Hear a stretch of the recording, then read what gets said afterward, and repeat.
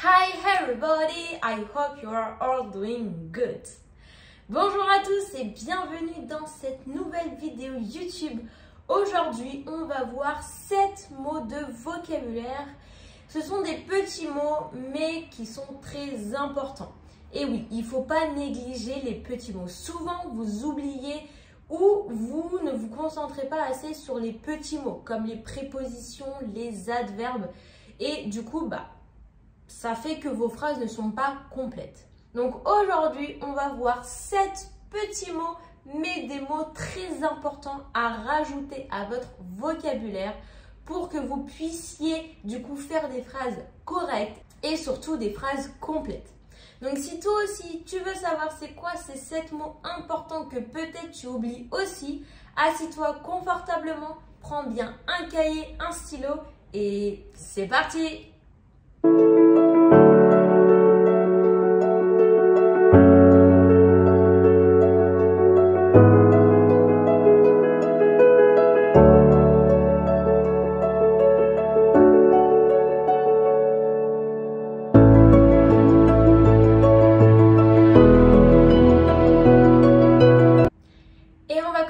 Avec le premier mot de cette vidéo qui est l'adverbe still.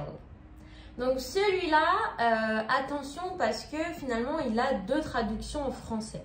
On peut le traduire par toujours et par encore. Mais là je sais vous allez me dire mais Delphine toujours c'est always. Ok, toujours on peut le traduire aussi par always. Mais le mot toujours a 2 significations on va dire. Donc première signification il y a toujours dans le sens tout le temps. I'm always working. Je travaille tout le temps. Je travaille toujours. Donc là, j'ai traduit tout le temps par always. Parce que toujours dans le sens tout le temps, c'est always. Et ensuite, on a toujours dans le sens encore. Et là, on va le traduire par still. I'm still working. Je travaille toujours, je travaille encore. Est-ce que vous voyez la différence entre toujours, tout le temps, toujours, encore? I'm always working. Je travaille toujours, ça veut dire je travaille tout le temps. Donc voilà, toute la semaine je travaille, tous les week-ends je travaille, pendant les vacances je travaille, j'en ai marre, je travaille tout le temps. I'm always working. I'm tired of working. Maintenant, I'm still working, ça veut dire je suis toujours en train de travailler, je travaille encore dans le sens je suis encore au travail. You called me this morning, I was working. And you called me again now, but I'm still working. Tu m'as appelé ce matin, j'étais en train de travailler. Et là tu m'appelles, mais je suis toujours en train de travailler, je suis encore en train de travailler, j'ai pas terminé le travail. Ok, donc là toujours dans le sens de la journée, j'ai travaillé toute la journée, je suis toujours en train de travailler, mais je vais finir dans 1 heure. Donc là, vous voyez en français, nous, on va traduire, bon après on peut très bien traduire aussi par tout le temps, on peut très bien dire je travaille tout le temps ou je travaille encore, mais on peut aussi utiliser toujours. Donc c'est très important de savoir c'est quoi la différence et qu'est-ce que je veux dire finalement en utilisant le mot toujours. Qu'est-ce que je veux dire avec ce mot-là? Est-ce que je veux dire que je suis encore en train de travailler ou est-ce que je veux dire que je travaille tout le temps? Si je travaille tout le temps, always. Si je travaille encore, still. Ok? Donc pourquoi ce mot est très important? Parce que finalement, vous le traduisez uniquement par encore. Mais même si dans votre phrase en français, vous utilisez le mot toujours, mais que la signification c'est toujours dans le sens encore, on utilise still et pas always. Et c'est là où souvent vous vous trompez un petit peu, vous mélangez un petit peu les deux. Donc réfléchissez plutôt à la signification de votre phrase, de ce que vous voulez dire et pas aux mots que vous utilisez. Parce que vous pensez trop que toujours est égal à always, du coup dans tous les cas, dès que vous utilisez toujours, dès que vous pensez à une phrase en français et qu'il y a le mot toujours, vous utilisez always. Mais c'est pas bon, c'est incorrect. Donc pensez à la situation de votre phrase et pas aux mots utilisés. Très important. Donc on se rappelle, toujours, encore, on traduit en anglais par still. Allez, on continue avec le mot numéro 2, c'est le mot yet. Donc lui aussi, il a deux significations. Première signification, on va le traduire en français par déjà. Deuxième signification, on va le traduire en français par pas encore. Donc là, il a une signification positive et une signification négative. Ok? Donc yet, déjà, on l'utilise dans les phrases normales. Par exemple, have you finished yet? As-tu déjà fini? Pour la signification négative, là, il y a une petite chose à savoir. Si jamais vous voulez dire pas encore, vous allez dire not yet. Donc par exemple, have you finished yet? Not yet. Pas encore. Maintenant, si vous voulez le mettre dans une phrase, vous devez le mettre dans une phrase qui est négative. Parce que c'est pas encore. Et pas uniquement encore. Attention, on ne le traduit pas par encore. Encore, on a again, still. On a déjà deux mots pour dire encore. Yet, quand on le traduit par encore, c'est uniquement à la négation. Donc, pas encore. Uniquement. Maintenant, quand vous voulez mettre du coup à la négation, not yet, pas encore. Mais, si vous le mettez dans une phrase, là, du coup, vous allez dire par exemple, have you finished yet? As-tu déjà terminé? I haven't finished yet. Je n'ai pas encore terminé. Là, le yet, il est tout seul. Le not est parti. Mais où est parti le not? Parce que si j'enlève le not, yet tout seul, ça veut dire déjà. Not yet, ça veut dire pas encore. Donc le not, où il est à votre avis? Il est à côté de mon auxiliaire. Et oui, parce que quand je crée une phrase à la négation, je dois mettre donc, la négation qui se crée avec not après mon auxiliaire. I have not finished. Et comme j'ai déjà mis le not après mon auxiliaire, je ne suis pas obligée de le rajouter à la fin, sinon ça va faire deux fois not, répétition, c'est inutile. Ok? Donc, si vous voulez juste répondre pas encore, not yet. Si vous ne dites pas le not, là, ça veut dire déjà. Si vous enlevez le not, ça ne veut pas dire encore. Attention à ça. Ok? On le traduira par déjà. Ok?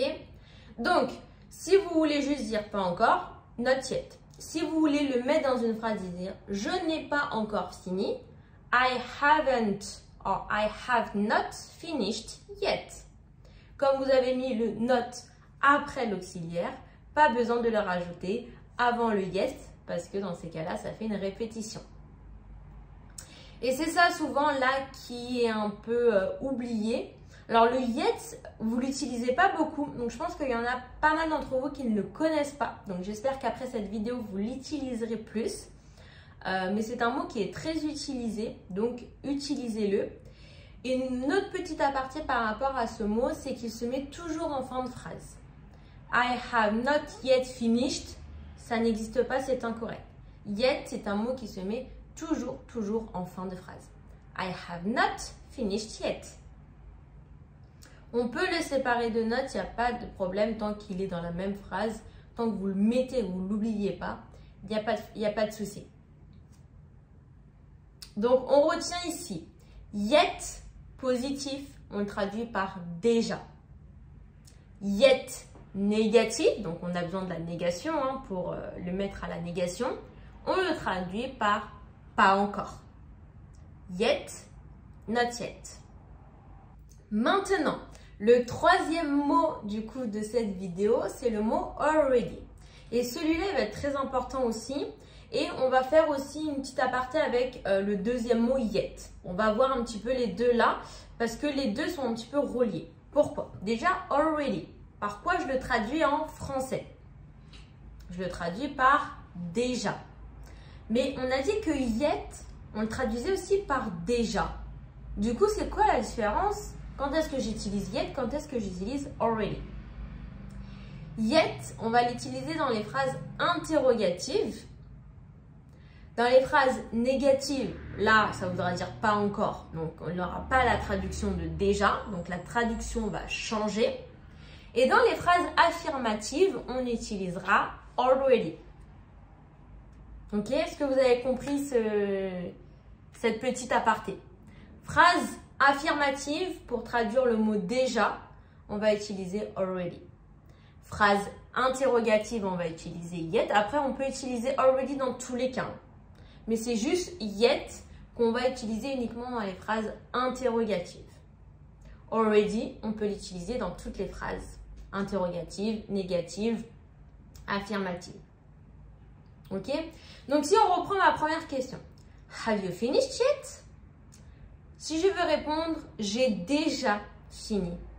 Comment je veux dire ça? I have already finished. Good. I have already finished. Là, je ne peux pas utiliser yet. Donc, already, on traduit par déjà, qu'on peut du coup utiliser dans tout type de phrase. Yet, uniquement dans les phrases interrogatives.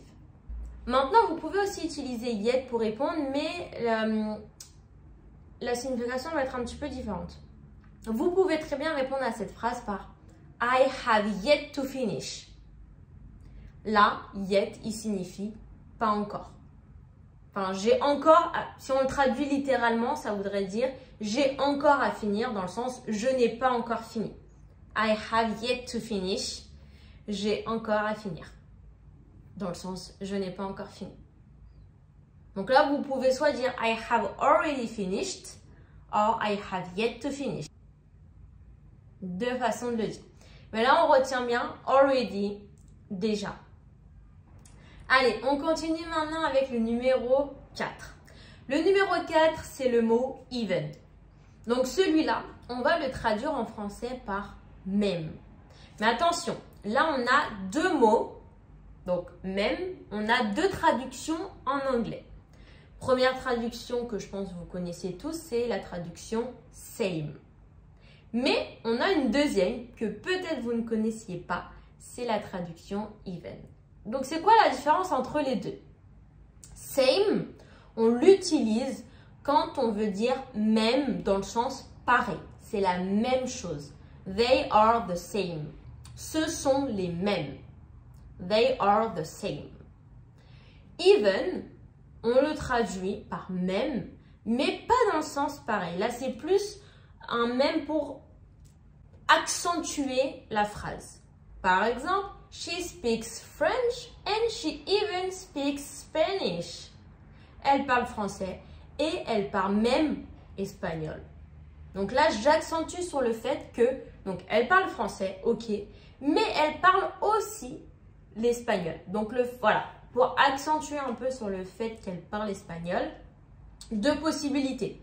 Soit j'utilise even, she even speaks Spanish. That's so amazing. Ou je peux aussi utiliser les auxiliaires. She does speak Spanish. Ok, donc là vous avez deux possibilités. Mais surtout là, ce qu'il faut retenir, c'est le mot même en français qui du coup a deux traductions en anglais. Donc là, pareil. C'est exactement la même chose que pour le mot toujours. Pour le mot même, c'est pas parce que vous utilisez le mot même dans votre phrase en français que vous êtes obligé d'utiliser toujours same. Arrêtez de vous dire même est égal même est égal same. Toujours est égal always. Again est égal encore. Non, parce que si vous faites ça, vous allez à chaque fois traduire tel mot par tel mot et finalement, des fois, vos phrases seront incorrectes. Il faut toujours penser à la situation et arrêter de penser à traduire mot à mot finalement. Pensez toujours à la situation de vos phrases, c'est très important. Donc là, qu'est-ce que je veux dire? Est-ce que je veux dire même dans le sens pareil ou même pour intensifier le fait qu'elle parle en espagnol? Ah je veux intensifier le fait qu'elle parle espagnol. Ok, donc even. Ah je veux parler de la même chose, de deux choses qui sont similaires. Ok, donc same. Vraiment, essayez d'avoir cette réflexion parce que c'est grâce à ça que vous allez réussir à faire des phrases complètes et correctes. Donc, on retient même dans le sens pareil, same, même pour intensifier la phrase, even. Allez, on continue maintenant avec le numéro 5. Donc là, au début de cette vidéo, on a parlé beaucoup d'adverbes. Et là, on va parler, donc pour les 3 derniers, on va parler de prépositions. Donc, le numéro 5, c'est la préposition at. Et on va parler aussi de la préposition 6, qui est la préposition to. On va parler de deux en même temps. Pourquoi?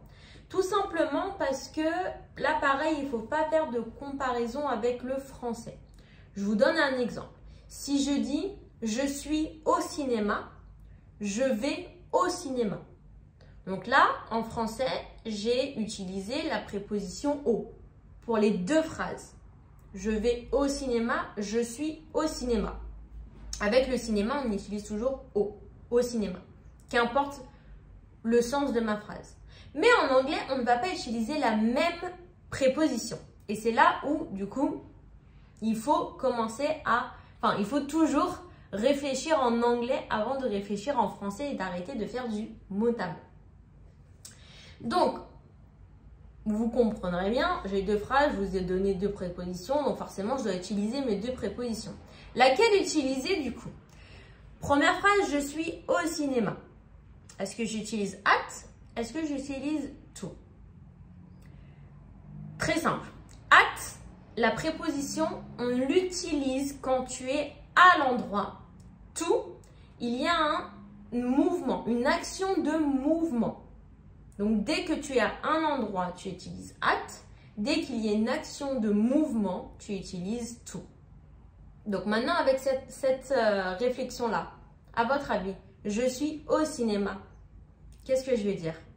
I am at the cinema. Si tu as dit at, c'était bon. Et la deuxième, je vais au cinéma. Là, il y a une action de mouvement. I am going to the cinema. Très bien. Donc, là, on se rappelle que at, on l'utilise quand je suis à un endroit.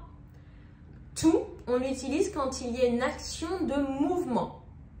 Donc, par exemple, le verbe go, forcément, quand tu vas quelque part, il y a toujours une action de mouvement. Tu ne peux pas aller quelque part sans bouger. Donc, tu utilises toujours la préposition to. Quelques autres exemples. Si, par exemple, je dis I am at work, je suis au travail. I am at the office, je suis au bureau. I am at school, I am at the church, I am at home. Voilà, dès que vous êtes à un endroit, vous utilisez at. Et pour to, du coup, c'est dès que vous allez finalement à cet endroit. I went to school yesterday. I'm going to work today. I'm going to the office. Ok? Donc, retenez bien ici. Dès que vous êtes à un endroit, at. Dès que vous allez à un endroit, donc il y a une action de mouvement, to. C'est parfait. Et la dernière, la numéro 7, du coup, c'est la préposition from. Donc, cette préposition, on la traduit en français par à partir de, ou on peut la traduire par de, mais uniquement quand on parle de la provenance. Ok? Parce que le de, on peut le traduire aussi par of. Mais from, c'est uniquement quand on parle de la provenance. Par exemple, I am from France. Je viens de France. Donc, je viens de France. J'utilise la préposition de, mais je parle de la provenance, d'où je viens. Donc, from. Et pas I am of France. I am from France. Deuxième exemple, I got a text from my boss. J'ai reçu un message de mon patron. De qui vient le message? D'où vient le message? Quelle est la provenance de ce message? Il vient de mon patron, donc from. Et à partir de, donc pareil, I go to work every day from 7 a.m. to 8 p.m. No, 8 p.m. that's kind of late. To 6 p.m. Je vais tous les jours au travail à partir de 7 h du matin jusqu'à 6 h du soir. De 6 h du matin jusqu'à 6 h du soir. Donc, quand vous utilisez la préposition de en français, réfléchissez à qu'est-ce que vous voulez dire. Est-ce que vous voulez dire de dans le sens à partir de telle heure à telle heure, à partir de telle heure jusqu'à telle heure, ou la provenance. J'ai reçu un message de mon patron. Est-ce que le message provient de mon patron? Oui, donc c'est la provenance. From. Ok? Donc, si on regroupe toutes ces prépositions, je peux dire par exemple I arrived at the train station. I took a train to Paris and I received a call from my friend. Je suis arrivée à la gare, j'ai pris un train pour aller à Paris et j'ai reçu un appel de mon ami, provenant de mon ami. Et voilà, donc c'est terminé pour cette petite vidéo YouTube. J'espère que cette vidéo elle vous aura plu parce que je sais que tous ces petits mots-là sont difficiles pour vous. Donc n'hésitez pas à bien tout noter. Écrivez-moi des phrases en commentaire pour vous entraîner à utiliser ces nouveaux mots de vocabulaire si c'était des mots que vous n'utilisiez pas avant. Comme ça, je pourrais vous corriger. Et si toi aussi, tu veux en apprendre plus en anglais, envoie-moi tout simplement un mail en écrivant anglais. Juste envoie-moi anglais et je t'expliquerai tout sur ma formation d'anglais en ligne et comment je vais pouvoir t'aider à atteindre tes objectifs linguistiques et à enfin pouvoir parler anglais librement. Et voilà, donc c'est terminé pour cette vidéo. J'espère que cette vidéo vous a plu. Si cette vidéo t'a plu, n'hésite pas à mettre un petit like, ça me ferait énormément plaisir. N'hésite pas à t'abonner si ce n'est pas déjà fait. Et en attendant, on se dit à la semaine prochaine pour la prochaine vidéo. Goodbye!